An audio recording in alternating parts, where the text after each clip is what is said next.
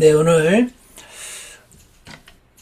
마태복음 9장 6절 사람의 아들이라는 제목으로 말씀을 나누고자 하는데요. 여러분, 그 옛날 개역 성경에는 인자라고 번역을 했습니다. 똑같은 뜻이죠. 사람의 아들 인자. 이 사복음서에서 예수님께서 자기 자신을 지칭할 때 가장 많이 쓴 이름이 바로 이 사람의 아들 인자입니다. 사복음서에 약 80번 가량 등장을 하는데, 인자라고 그랬으니까, 사람의 아들이라고 했으니까 이것은 예수님이 사람이다 라는 것을 강조하는 표현일까요? 그렇지 않습니다.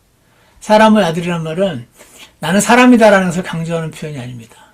이 표현은 예수님께서 다니엘서 7장 13절 14절을 떠올리라고, 성경을 아는 이들이 다니엘서 7장 13절 14절을 떠올리라고 내가 거기서 말한 그 사람의 아들이라는 것을 떠올리게 하시려고 일부러 쓰신 표현이었습니다. 그래서 오늘 우리가 이 사람의 아들 인자라는 것이 사람의 아들이니까 사람이고 하나님의 아들이니까 하나님이고 이렇게 하는 생각하는 내용 자체가 아주 틀린 것은 아니지만, 이 사람의 아들이라는 것은 특별한 의미가 있다는 것을 오늘 다니엘서 7장을 지금 펴셔서 같이 한번 살펴봄으로써 오늘 이 의미를 우리가 살펴보고 지금 마태복음 9장을 좀 더 이해할 수 있게 될 것이라고 생각합니다. 다니엘서 7장 1절을 보시면은요, 바빌론 왕 벨사살의 제1년에 다니엘이 자기 침상에서 꿈을 꿨습니다. 이 당시에는 직접 계시를 하나님께서 주시던 시기죠. 그래서 하나님의 대언자들, 선지자들에게는 꿈도 주시고 환상도 주셨습니다. 그러면서 꿈을 꾸며 환상을 받았습니다. 그때에 그가 그 꿈을 지금 기록을 하고 있습니다. 2절에 보시면 다니엘이 말하여 이르되 내가 밤의 환상 속에서 보는데 보라, 하늘의 네 바람이 대해 위에서 막 다투고 서로 다른 큰 짐승 넷이 그 바다에서 올라왔더라. 이렇게 시작을 하고 있습니다. 이 바다는 아마도 1차적으로 그 예루살렘 이스라엘이 왼쪽에 해당되는 그 지중해라고 말을 합니다. 그리고 성경에서 보면 바다를 이 세상을 상징하는 표현으로 쓰일 때가 많이 있는 것을 우리가 보게 되는데, 예를 들어서 요한계시록 17장 15절이나 이사야서 57장 20절 등등을 나중에 보시면은 알 수가 있습니다. 그러니까 지금 이 세상에서 짐승으로 상징되는 무언가가 지금 나타난 겁니다. 대부분의 신학자들은 여기 네 짐승은 네 개의 제국을 의미한다고 설명을 합니다. 다니엘서 7장 4절을 한번 보겠습니다. 첫째 짐승은 사자와 같으며 독수리의 날개들을 가졌는데 내가 그것의 날개들이 뽑힐 때까지 바라보니라. 첫째 짐승이 바다에서 올라왔어요. 올라오는 걸 환상에서 본 거죠. 사자 모습이에요. 사자인데 독수리의 날개를 가졌대요. 근데 날개들이 뽑힌다고 합니다. 그 짐승이, 사자 같은 그 짐승이 땅에서 들려 사람처럼 두 발로 서게 되고 사람의 마음이 그 짐승에게 주어졌더라. 매우 알쏭달쏭한 상징의 언어로 지금 이 말씀이 주어지고 있습니다. 나중에 구글이라든지 이런 데다가 다니엘서 2장, 다니엘서 7장 비교 이래가지고 치시면은 굉장히 많은 설명들이 나오는데, 그 설명들이 약간 부족하기도 해서 제가 갖고 있는 이 자료를 잠깐 보여드리겠습니다. 여러분, 그 형상 기억하십니까? 이게 다니엘서 2장에서 느부갓네살 그 왕이 꿈을 꿨을 때 봤던 그 형상입니다. 머리는 황금으로 되어 있고, 이 가슴과 팔은 은이고, 여기 부분은 동이고, 여기는 철인데, 10개의 발가락이 있고, 손으로 깎지 않은 돌이 어디선가 나타나서 여기를 쳐가지고 이 동상 전체가 무너지고, 하나님의 왕국, 밀레니얼 킹덤 오브 크라이스트가 세워지더라. 라는 내용이 다니엘서 2장에 있었어요. 그래서 대부분의 신학자들은 이 다니엘서 2장의 이 머리가 바빌론 제국이고, 바빌론 제국 이후에 역사적으로 페르시아 제국이 바빌론을 무너뜨립니다. 그래서 여기는 그 메데 페르시안 엠파이어 제국이고, 그리고 이 부분은 그리스 제국, 알렉산더 대왕이 만들었던 그리스 제국, 그리고 로마 제국을 가리키고, 나중에 로마가 동로마와 서로마로 나뉘거든요. 그리고 실제로 나중에 적그리스도가 올 때 다시 로마 제국이 부활을 하게 될 건데, 그 부활한 로마 제국이라고 불리우는 이 네 가지를 상징하는데, 지금 우리가 보는 첫 번째 보았던 날개 달린 사자가 이 바빌론 제국을 상징한다라고 설명을 합니다. 두 번째 짐승이 이 부분을 상징하고요. 메데 페르시아 제국. 세 번째 짐승이 여기, 네 번째 짐승이 로마 제국을 상징해서, 사실상 이 다니엘서 2장과 7장은 같은 내용을 설명하고 있음을 대부분의 실학자들은 알고 있고 설명을 하고 있습니다. 자, 그래서 이런 전체적인 그림 하에서 다시 한번 보겠습니다. 다니엘서 7장 4절에 보시면 첫째 짐승은 사자와 같으며 라고 되어 있잖아요. 이 사자가 지금 그 다니엘서 7장 1절에 나와 있는 바빌론 왕, 바빌론 제국을 상징합니다. 사자는요, 짐승의 왕이죠. 독수리는 또 새들의 왕입니다. 당시 바빌론 제국의 막강한 권세와 이 정복의 신속함을 상징하는 사자와 독수리로 지금 바빌론 제국을 말하고 있습니다. 그러니까 바다에서 첫 번째 짐승이 올라온 것은 이 세상에 바빌론 제국이 다스리게 될 것을 지금 보여주고 있는 것입니다. 그런데 여기 보시면은 날개가 뽑히죠. 이건 뭐를 의미하는 걸까요?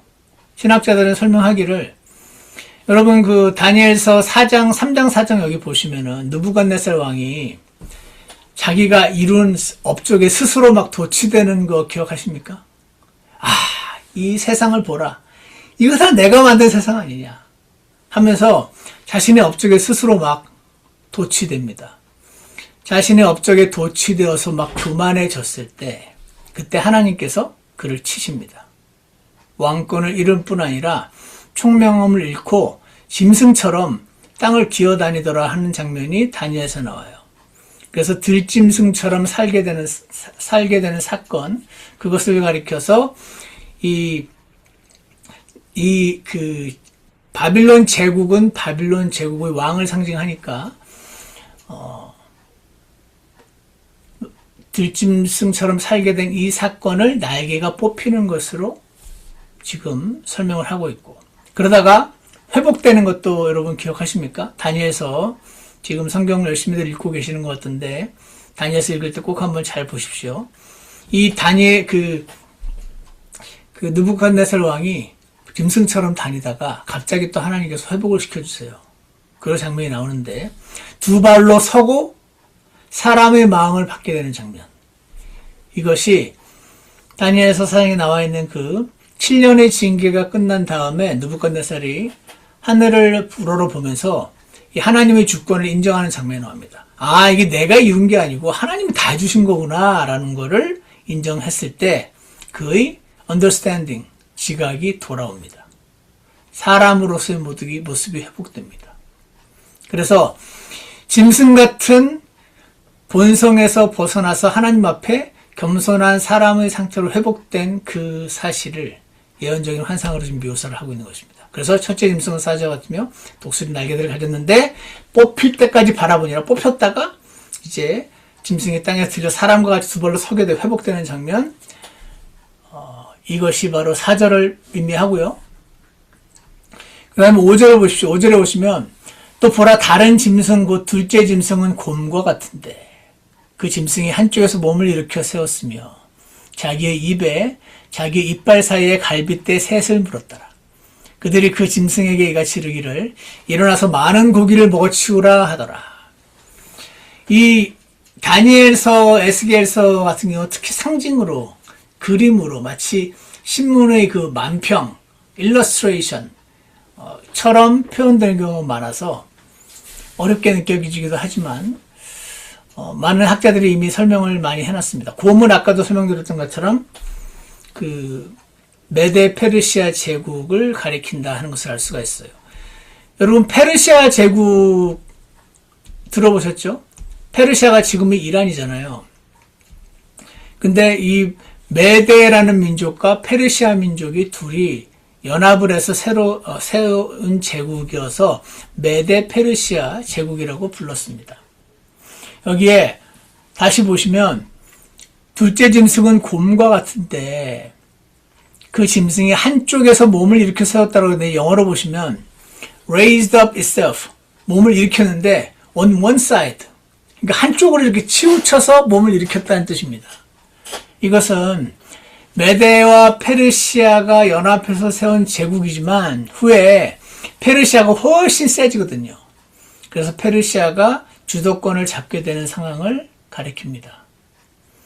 그리고요, 이 곰이 갈빗대 셋을 물었더라고 되어 있습니다. 우리가 성경을 볼 때 해석하는 방법을 literal translation, literal interpretation, 문자적 해석이라고 부르기도 하고요. 혹은 역사적, 문법적 해석이라고도 부릅니다. historical, grammatical interpretation. 그래서 성경은 분명히 다니엘이 이 말을 했을 때 분명히 어떤 그 역사적인 배경 하에서 하나님이 다니엘을 사용하셔서 말을 주셔서 그 말을 듣는 사람이 있었던 역사적인 그 기록이기 때문에 당시의 역사적인 배경을 이해를 할 때 성경을 온전히 이해할 수 있다 해서 이제 역사를 항상 같이 봅니다. 그래서 우리가 하는 해석은 문자적 해석이라고도 하고 역사적 문법적 해석이라고도 하고 plain interpretation, 문자에 있는 그대로 평범한 해석이라고도 부릅니다. 그래서 이 곰이 물은 갈빗대 셋은 이 페르시아 제국이요. 처음부터 제국이 형성되지 않고 페르시아가 제국이 되기 위해서 반드시 정복해야 했던 새 왕국들이 있었대요. 그것이 리디아 제국 546년 BC 546년에 멸망시키고 그 다음에 539년에 BC 바빌론 제국을 멸망시키고 그 다음에 BC 525년에 이집트까지 멸망시킴으로써 메데 페르시아 제국이 완성이 됐습니다.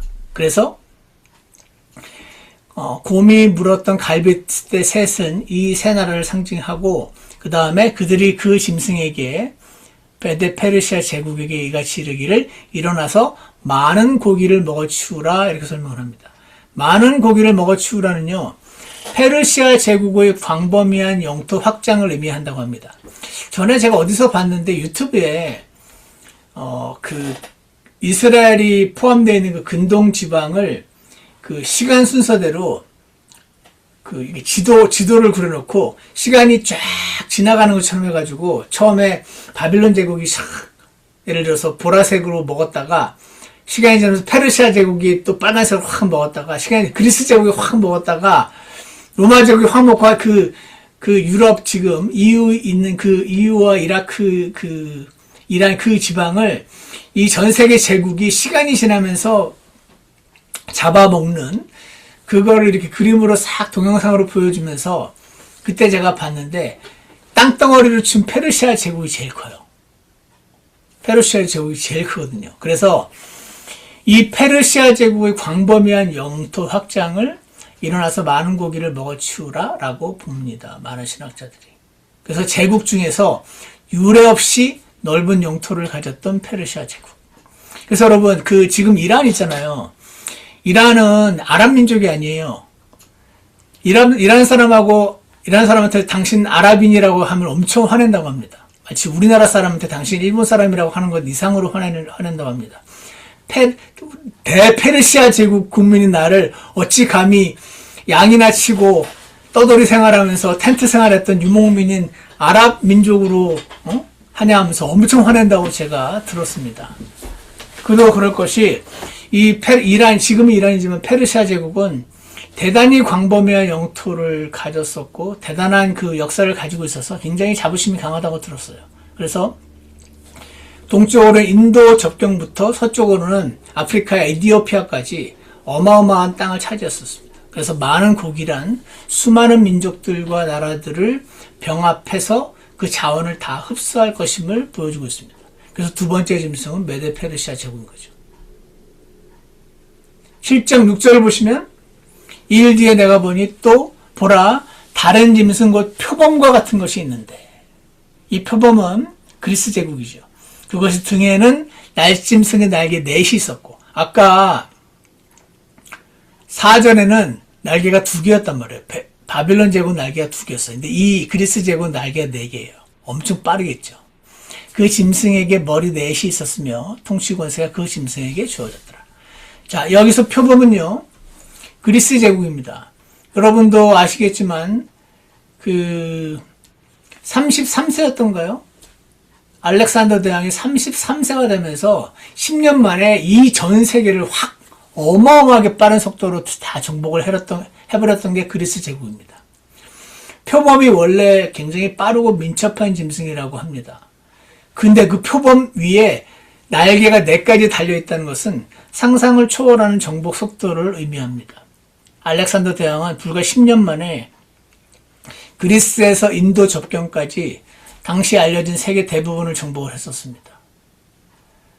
이는 이전의 바빌론이나 페르시아와는 비교도 안 될 만큼 빠른 속도로 막 정복을 해나간 겁니다.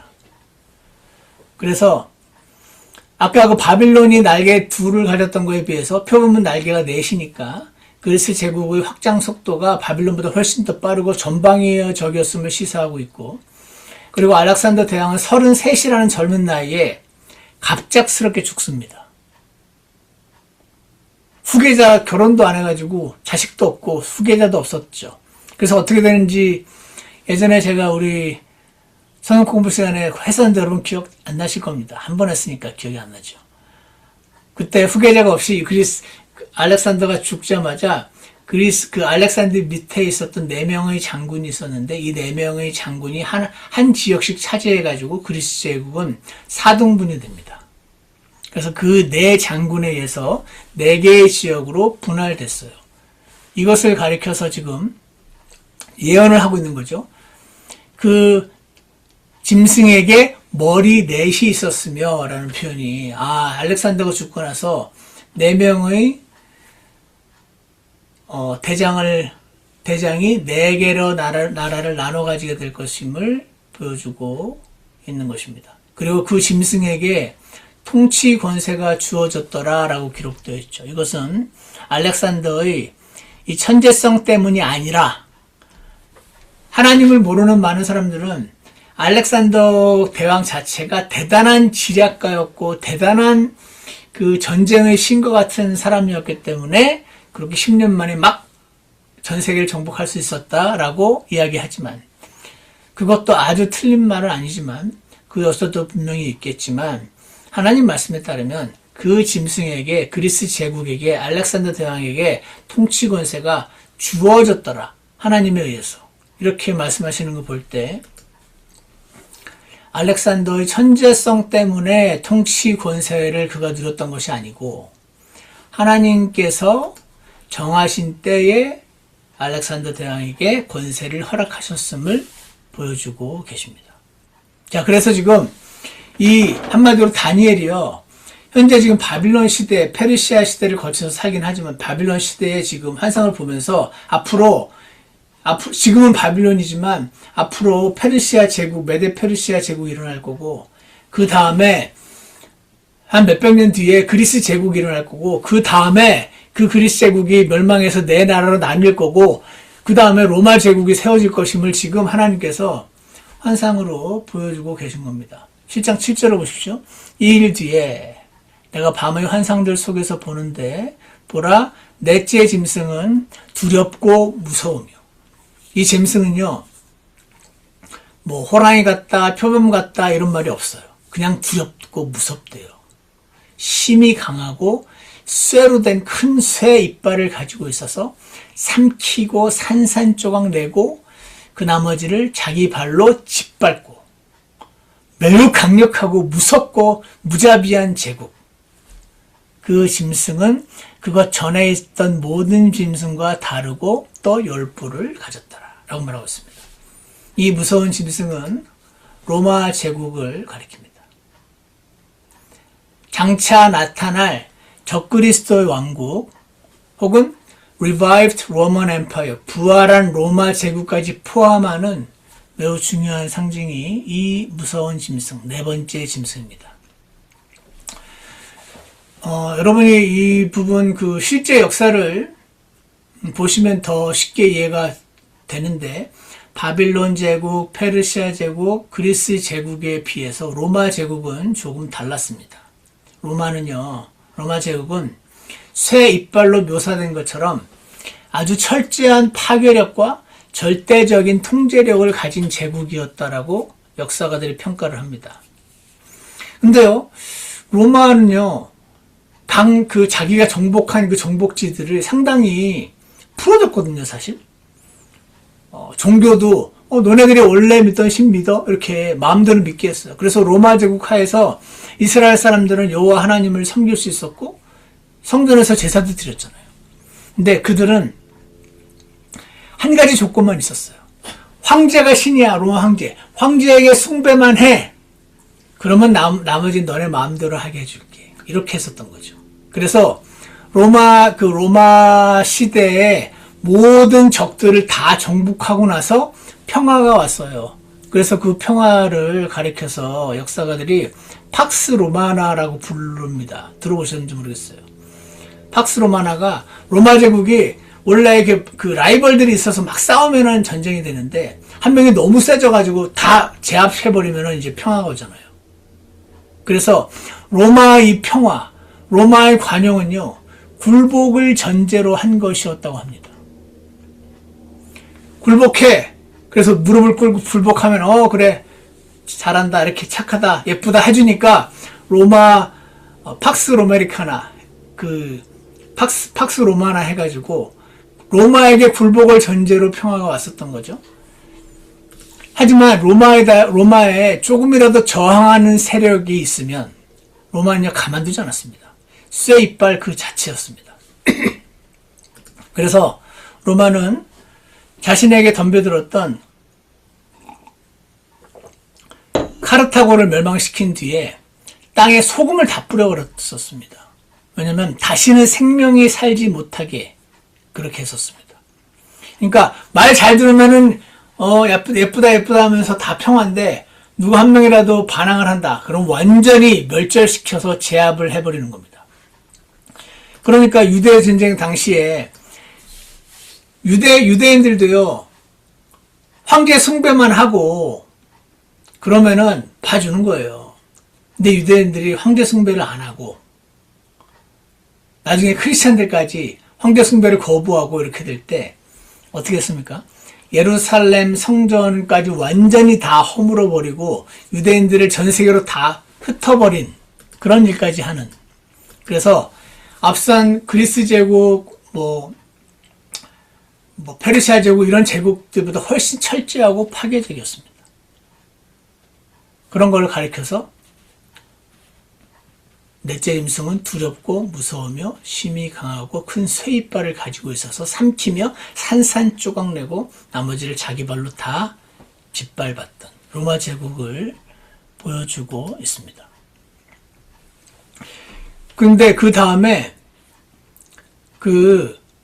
무엇과도 로마 제국은요, 무슨 호랑이는 아니죠. 표범과 같더라, 독수리 같더라, 사자 같더라, 이렇게 표현하지 않고 무엇과도 닮지 않은 괴물로 지금 묘사가 되고 있어요.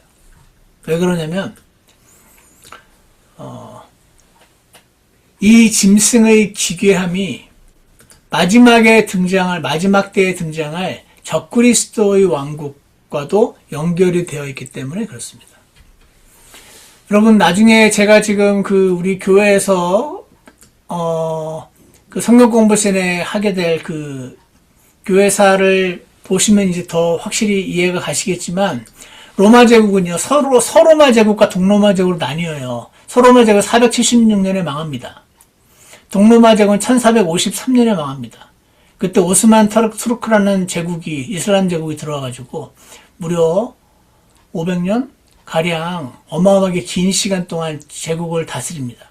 그런데, 그러니까 역사적으로 보면은 476년에 서로마가 망한 것처럼 보이고, 1453년에 동로마까지 완전히 망한 걸로 보이지만, 이 교회 시대를 지나서 다시 부활할 것임을 성경에서는 시사해 주고 있어요. 그래서 다니엘서 7장에서는 이 짐승에게 10뿔이 있다고 말합니다. 이 짐승에게 10뿔이 있다고 말하는 거죠. 그래서 이 짐승이 로마 제국인데, 뿔은 뭐지? 뿔은 우리 다니엘서에 보시면 왕이라고 되어 있습니다.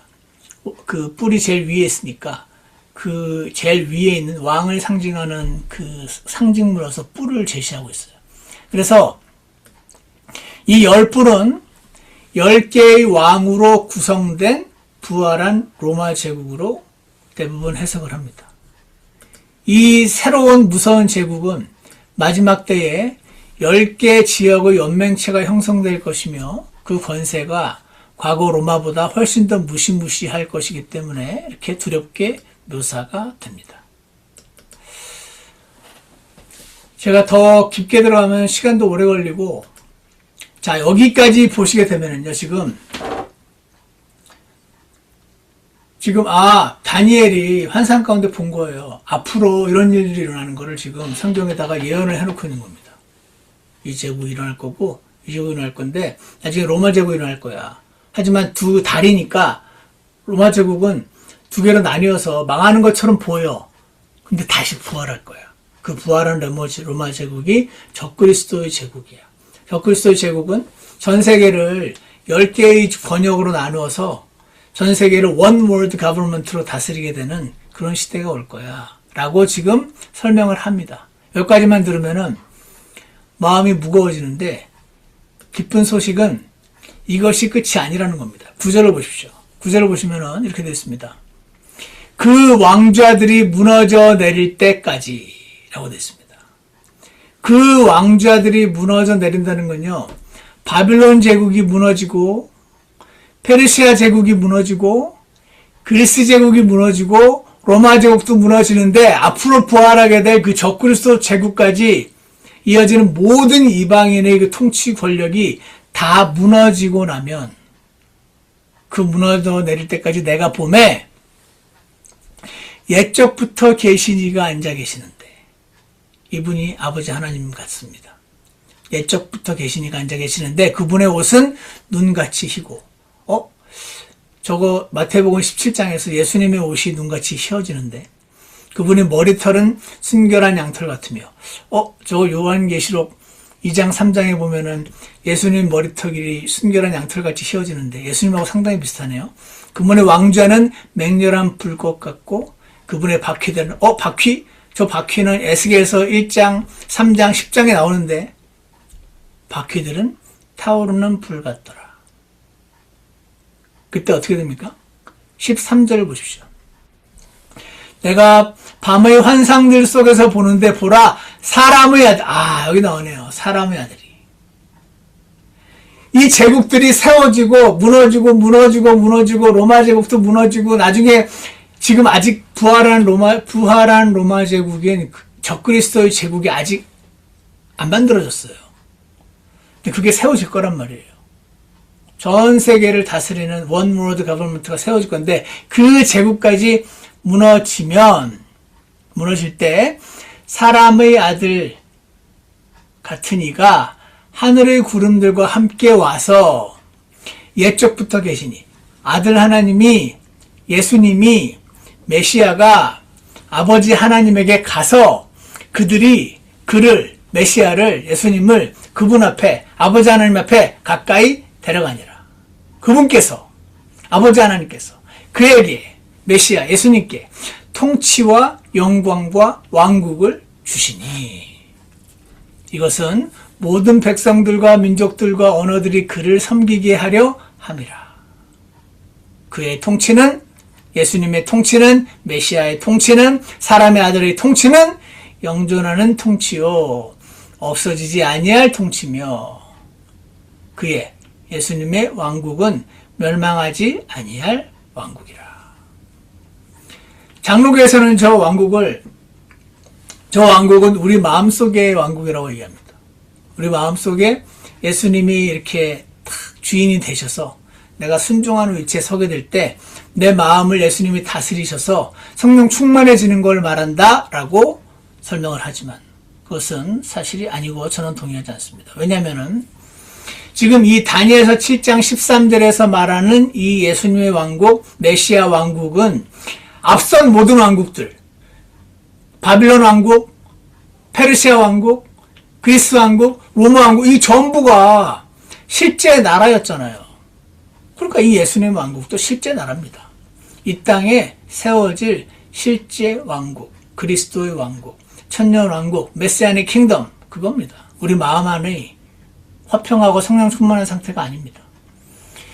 이 분이 사람의 아들이 오셔서 이 땅에 이 앞선 모든 제국을 끝장내시고 하나님의 왕국을 세우실 건데 페르시아 제국처럼 그 나라를 세우실 건데 이 악한 현 세상의 정치를 끝장내시고 이 악한 현 세상의 통치를 끝장내시고 더 이상 눈물이 없는 나라, 더 이상 병이 없는 나라, 더 이상 사람들이 아프지 않는 나라, 더 이상 늙음도 없고 죽음도 없는 나라, 의와 화평이 다스리는 나라를 앞선 그 페르시아 제국, 로마 제국처럼 이 땅에 그 나라를 세우실 분, 그분이 사람의 아들인 겁니다.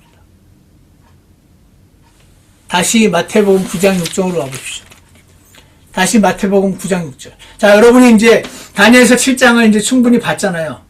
이렇게 알고 있는 상태에서 보세요. 그러나 사람의 예수님이 지금 하시는 말씀이에요. 예수님이 자신을 가리켜 사람의 아들이 땅에서 죄들을 용서하는 권능을 가진 줄 너희가 알게 하려나 할 때 이걸 알고 있는 사람이 들을 때는 사람의 아들? 다니엘서 7장의 그 사람의 아들? 이 모든 왕국을 정결하시고 오실 그 메시아? 지금 이자가 자기를 가리켜서 사람의 아들 메시아라고 부르네? 근데 그 메시아가 땅에서 죄들까지 용서해? 그건 하나님이 하시는 건데? 와, 그럼 본인이 메시아하면서 하나님이란 말을 하는 거네? 이거는 신성모독이네. 이렇게 되는 겁니다. 사람의 아들이 땅에서 죄들을 용서하는 권능을 가진 줄. 내가 바로 다니엘서 10장의 그 사람의 아들이고 내가 이 세상 모든 왕국을 끝장내고 의와 화평이 통치하는 그 나라를 세울 그 사람인데 동시에 나는 땅에서 죄들을 용서하는 권능을 가진 하나님이야. 하나님인데 사람 몸을 입고 왔어. 그래서 사람의 아들을 부르는 거야. 그때 마비병 환자에게 이르시되 일어나 내 자리를 들고 내 집으로 가라.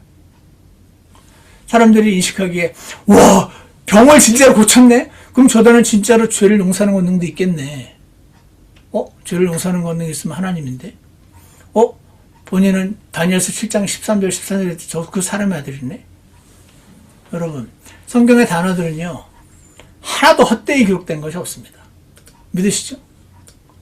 한 단어도 헛되이 기록된 게 없습니다. 사람의 아들은 이런 의미입니다. 이문열의 사람의 아들이라는 소설이 있습니다. 그거는 완전 이 사람의 아들과 완전 아무런 상관없는 사람의 아들이고 예수님은요 이 땅에 곧 다시 오실 겁니다. 그래서 더 이상 병이 없는 세상이 될 겁니다. 지난 시간 주일 설교에서 언급한 것처럼 늙음도 없습니다. 아픔도 없습니다. 눈물도 없는 그 세상을 이 세상에 펼치실 겁니다.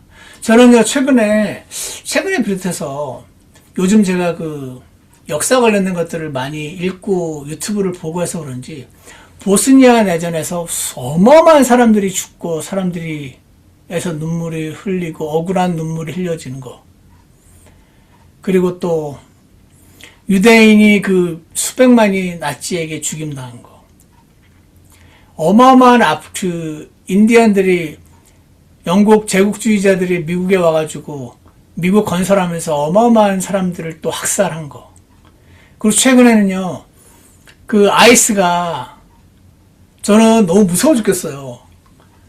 우리 애들이 젊고 젊은 애들이니까 고분고분하지 않잖아요. 아이스 만날 수 있잖아요. 야, 너 내놔.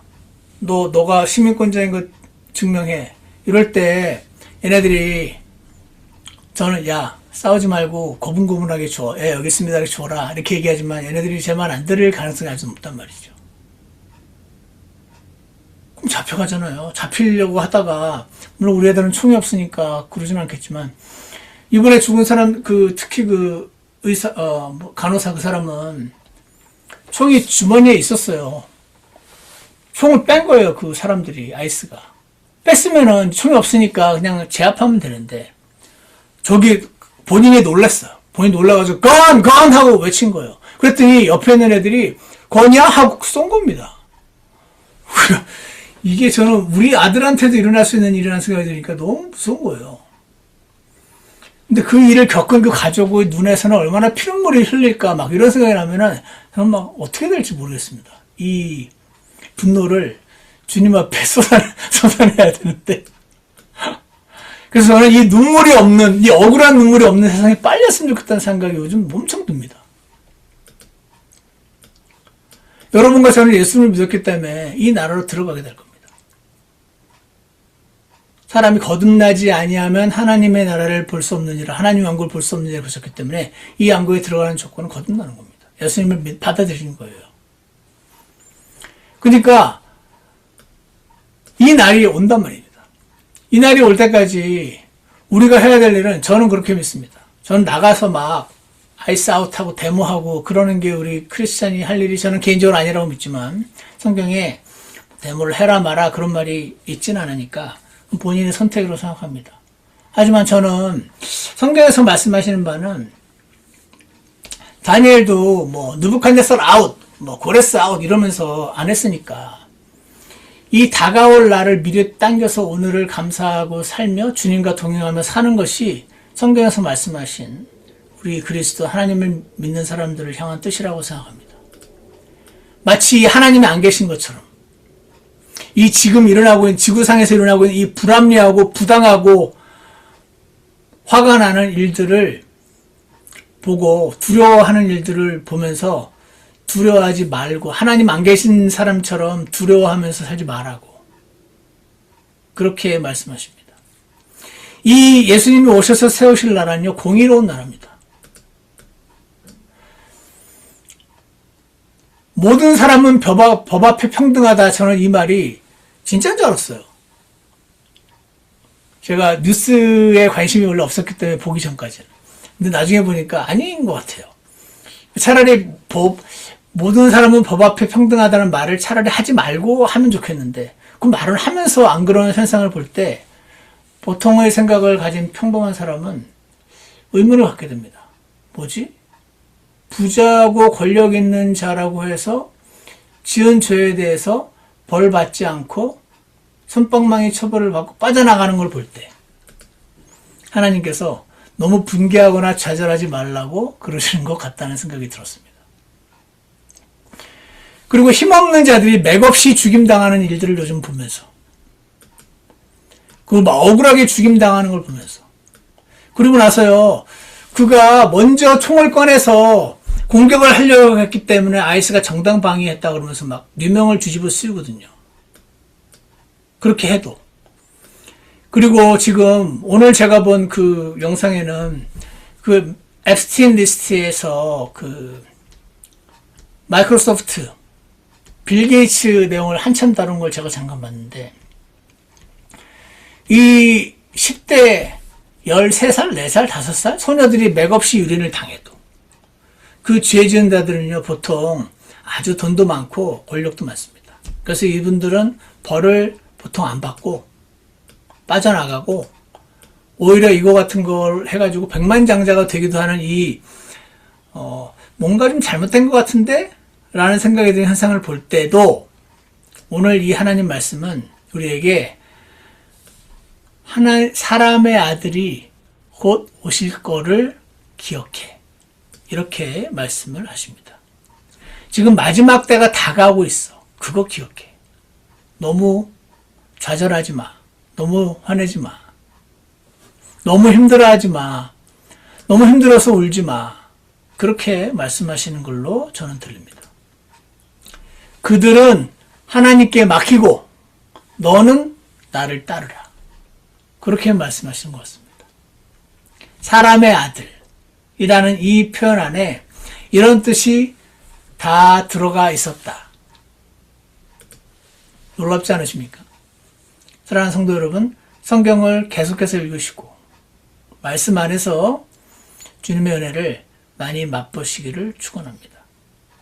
어렵고 힘들고 눈물이 나고 두렵고 좌절스러울 때 곧 속히 오겠다고 약속하신 주 예수님의 약속을 붙잡으시기 바랍니다.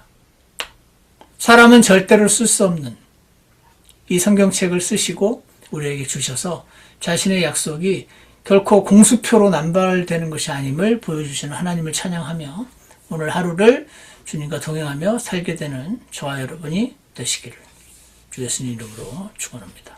기도하겠습니다. 선하신 하나님 아버지, 사람의 아들 안에 이런 뜻이 원래부터 있던 그 자리에 원래 그 내용이 써 있었는데 읽어본 적이 없거나 눈이 가려져서 못 보던 자들은 예수님께서 아무리 자신을 80번이나 사람의 아들이라고 표현하실 때 깨달을 수 없었던 것을 기억합니다. 선하신 하나님 아버지, 저에게 은혜를 베풀어 주셔서 구원해 주시고 산 소망을 또한 허락하신 것 감사합니다. 주님이 다시 오는 그날 이 세상의 모든 불공정과 불합리성은 사라지고 의와 화평이 다스리는 그런 놀라운 세상이 오게 될 것을 소망하며 기다리는 가운데 저희가 지치지 않게 해주시고 주 예수님을 말씀 안에서 기도 가운데서 만나며 주님과 동행하며 살아갈 수 있도록 그렇게 인도하여 주시옵소서. 예수님 이름으로 기도드렸습니다. 아멘. 예, 우리 618장